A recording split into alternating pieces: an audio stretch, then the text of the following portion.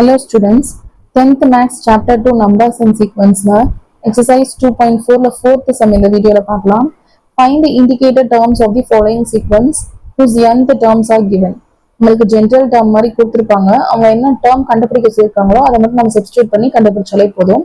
So first subdivision பாருங்க. an is equal to 5n by n plus 2.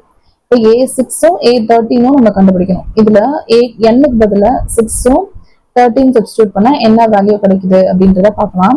First 6 substitute பண்ணி பார்க்கலாம். அப்ப a6 is equal to 5 into 6 by 6 plus 2 is equal to 6 5s are 30 divided by 6 plus 2 வந்து 8.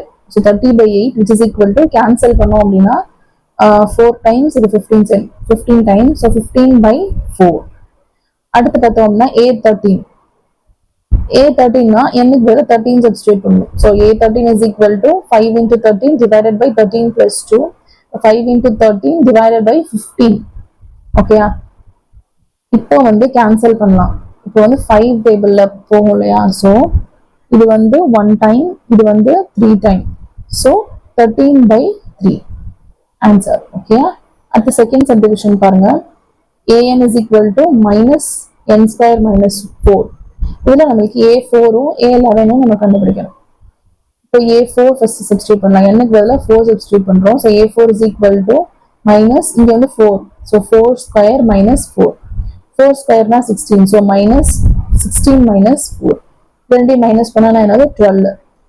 வெளியே ஒரு minus இருக்கு. So minus 12 answer. a4 value என்னது minus 12. அடுத்து a11.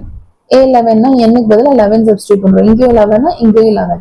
So a11 is equal to minus into 11 square minus 4. 11 square na 121. So minus into 121 minus 4. அப்போ இது ரெண்டையும் minus பண்ணோம்னா 117. வெளியே ஒரு மைனஸ் இருக்கு. So minus 117. So a11 ஓட வேல்யூ என்னது minus 117. Therefore a4 ஓட வேல்யூ என்னது minus 12. a11 ஓட வேல்யூ minus 117.